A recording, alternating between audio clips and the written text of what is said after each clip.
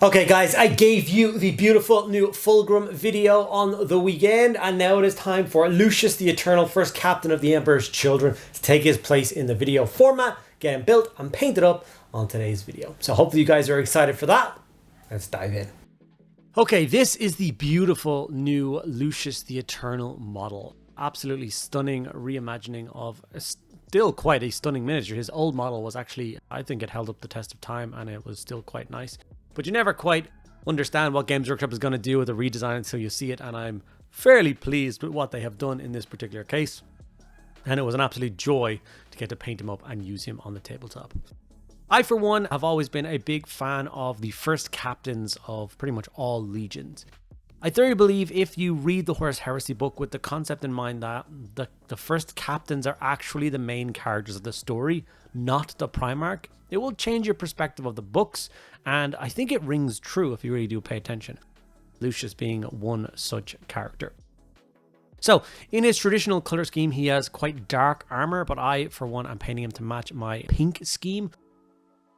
One that I've done for my Noise Marines and some of my other Emperor's Children miniatures in the previous videos. I'm hopeful that it's going to work out and look really nice by the end of this video, but I guess you have to wait around to find out. A little bit of background and lore of Lucius the Eternal. He has quite an interesting backstory, and I'm going to read a little bit of it to you right now. So, during the Great Crusade, Lucius rose to become an officer in the Emperor's Children Legion. Yet it was his skill with a blade that lifted him above most of his battle brothers. Lucius began to take pleasure only from testing his skills against the greatest opponents he could find. Over time, he came to equate pain with victory, carrying the scars of his duels with pride, and carving his flesh to link the scars into disfiguring pattern.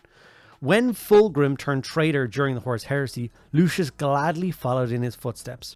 As the Legion slid deeper into excess, Lucius searched out legendary fighters amongst both traitors and loyalists, bested alien warlords, and dazzled in the gladiatorial contests the Emperor's Children organized amongst themselves. It was during one such contest that Lucius was killed by Lord Commander Cyrus. The infamous duelist inflicted an agonizing death upon Lucius. That was an experience of transcendent pleasure. Over time, however, Cyrus's flesh and armor began to change. Days passed, then weeks, during which dark lines surfaced from under his skin, erupting into a pattern of livid scars. Before long, Lucius has emerged. His mind and body are asserting themselves, and Cyrus was painfully absorbed. All that was left of the Lord Commander was a screaming face, caught in a moment of agony and subsumed into Lucius's armor. Whatever guise has been laid on Lucius's, it seems clear to other Emperor's Children that it is the work of Slanesh. They believe the Dark Prince is loath to let such an entertaining champion meet his end in anything less than a divinely extravagant manner. In the millennia since his first horrific resurrection, Lucius has returned from death each time. How, when, and where it happens never seem to occur the same way twice. He has emerged from within the flesh of a sixth-armed alien mercenary aboard a void ship, light years from his place of death. He has pushed his way out of a gory pit of putrefying servitor offcuts on a forge world. He once surfaced from the living metal of a cryptek centuries after his death, at the hands of the Necron's mindless automata. It is said by other Emperor's Children, carefully out of Lucius' earshot, that whomever kills him and takes even a moment's satisfaction from the act will find themselves slowly transforming into him. Whatever the truth, there are tormented faces upon Lucius' armor that he doesn't recognize, deaths he cannot remember, and lifetimes between extinctions that he cannot account for. Lucius does not know how many times he has died. Each time he returns wears away at his fragile sanity. So that is just part of the story of Lucius the Eternal. He's always been an awesome subject to talk about around a gaming store. Always much debate occurs as to who could actually fight to defeat him and feel no pleasure or no sense of pride from taking his head. We always then kind of gravitate to someone of kind of immense power. For instance, if Gulliman took his head, I don't think he would think anything of it, just another chaos or traitor marine put down, thinking nothing special of him. And then maybe Lucius would be put down once and for all. But who knows? Okay, as you can see, I'm now moving on to finally layering up this beautiful piece. We did use contrast and a couple of metallics to get the base coats on. We did use a Reichel flesh shade to shade it all down, which gave us a really nice point to begin with when it comes to that layering.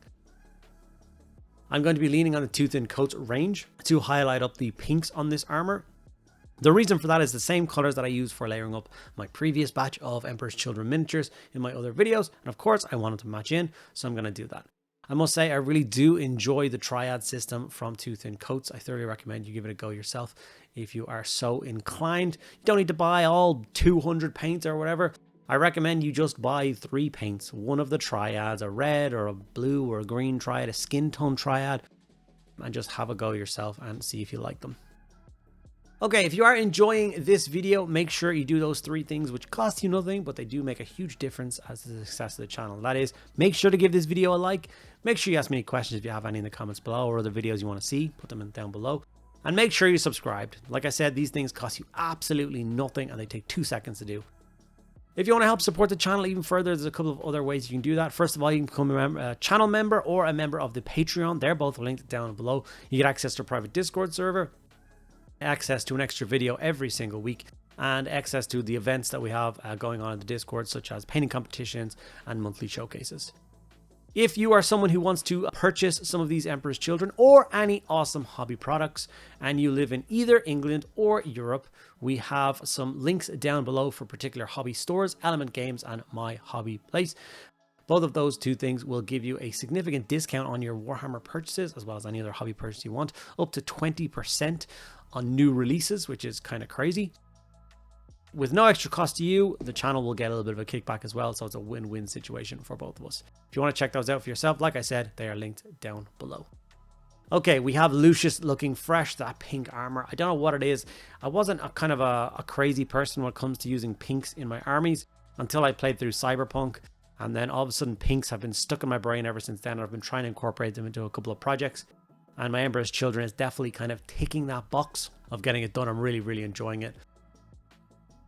I like how kind of crazy and standoutish they were. If you've been watching my Emperor's Children videos all the way through, you'll know that the first video I did was one of the Lords, and I did him in purple and gold, thinking that that was the color I was going to do for my army. And it was only after I tested out the pink scheme that I fell in love with it, and I ended up changing my whole tact and going with that. So Lucius is one of those models that can seem quite intimidating when you look at him on the box, because of all the different kind of textures and stuff, but it's actually not as bad as you might think. He has a significant amount of armor, and the armor is just kind of pitted and dented, and it's got faces kind of molten out of it. Those are all the different people that he has been slain by, and then he has come back as kind of like absorbing their soul and their essence, and it kind of pulsates around his armor. But those faces are not painted like faces, they're painted like his armor, so you don't have to worry too much about those.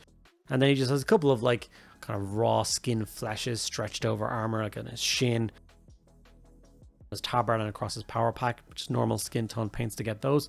Decide what tone you want to do for his face. I ended up deciding to go with the same kind of skin tone face as I'm doing for these parchmenty bits. I did add a Berserker Bloodshade in between the 2 skin tone stages, just to add a little bit more life to those. You know, the dead skin that's been flayed off a body is not going to be the same as the skin that's wrapped around his face. Kind of. He does look pretty dead, to be honest. For things like the whip, we did a quick dry brush of Screamer Pink across those coils. Obviously, we did Magos Purple on those because the whip is like a living thing. It's not like leather. It's like a demonic entity almost. It's kind of gross. If you actually pay attention to it and follow the coils all the way around, it coils up into a mouth in his shoulder pad. So there's definitely some sort of living demonic thing. Pink Horror was then used as an extra dry brush. And then without cleaning our brush, we jumped up to Flayed One Flesh, so obviously we tinted a little bit with the previous color being in the bristles, and gave the whip one final highlight or dry brush, making sure to catch those sharp edges and make the details kind of jump out a little bit. Nothing crazy, but I think the whip looks kind of nice, like that. Corvus Black, obviously, to highlight any of those black details, anything we use that black contrast on. So his whole midriff is actually like a kind of like a leather thing. It's kind of like a girdle, bit bizarre, but we shan't judge. And then any of the soft seals between the armor, you can choose to highlight them if you want. I tend to leave them alone because I think they look really good with just the contrast and the shade.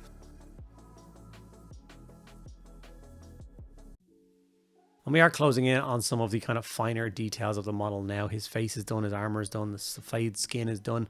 We're going to highlight up the gold with a little bit of Liberator gold. And then he has these awesome big kind of like toxic bane tanks on his back, which pump green goop through his body. I have no idea what they're for, to be honest with you. I can't see them being described in any of his mentions of what those purposes are or what they serve a purpose for. I'm not sure, but they look really cool, and they add a little bit of splash of color to the army that you wouldn't normally get. So for those, I'm going to go for the same kind of green that's on the box art, but obviously not as complicated as the ones on the box art. So what I'm going to do is I'm going to hit them all with a warp lightning contrast first, and just do that as an all over coat on those big kind of vats. And then we're going to jump up to something a little bit more toxic, if you will. Such a cool model. I thoroughly enjoy painting with this style, the kind of triad system. It's actually, like, from the bottom of my heart, genuinely quite an enjoyable process, seeing that colors kind of build up and get really kind of stark and bright and vibrant. I do like pushing my colors a little bit further these days. After the warp lightning contrast has dried, we're just going to go in with a little bit of moot green. And we're going to roughly paint that kind of like in the middle of the tube, and then run it a little bit up the right hand side, like we did with the gemstones on previous videos. We're not looking for a solid coat. A nice scratchy coat will do. Like I said, in the middle, and then a little bit up the right. And then obviously when we turn the model around, we'll do the same thing, going up the right. We're going to add a tiny bit of reflection, so we're just going to get a dot of white, and we're going to put that in the top left of these vats. And then we're just going to hit them with a gloss varnish when all the paints are dry, just to make them look like glass vials of kind of goop.